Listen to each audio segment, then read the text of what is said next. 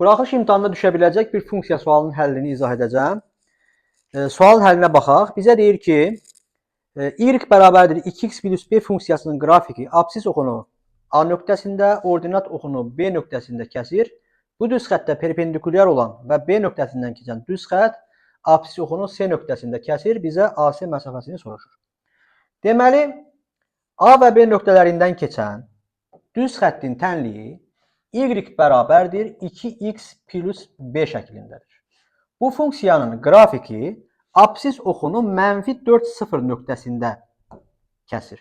Yəni, mən x-ə -4 verəndə y-i 0 almalıyam. Buradan 0 bərabər olacaq. 2 vurulsun -4 üstəgəl b. Buradan 0 bərabərdir. -8 üstəgəl b. B bərabər olacaq 8. Deməli, A və B nöqtələrindən keçən düz xəttin tənliyi y bərabərdir 2x üstəgəl 8 şəklindədir.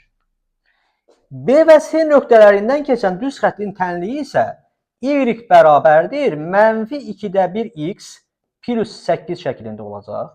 Çünki düz xəttlər perpendikulyardırsa, yəni onlar arasında qalan bucaq 90 dərəcədirsə, K1 vurulsun K2 -1-ə bərabər olmalıdır.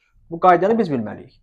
Yəni, birinci A və B nöqtələrindən keçən düz xəttin tənliyi 2x plus 8 şəklindədirsə, B və C nöqtələrindən keçən düz xəttin tənliyi -2x plus 8 şəklində olmalıdır. B-ləri eyni olmalıdır. Çünki onlar bir nöqtədə kəsişir.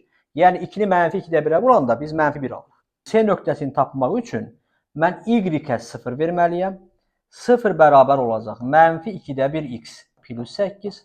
Burada -8 bərabər olacaq -2x-ə. X də 16-ya bərabər olacaq.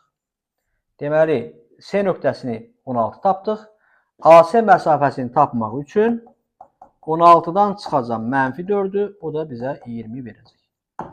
Bu şəkildə.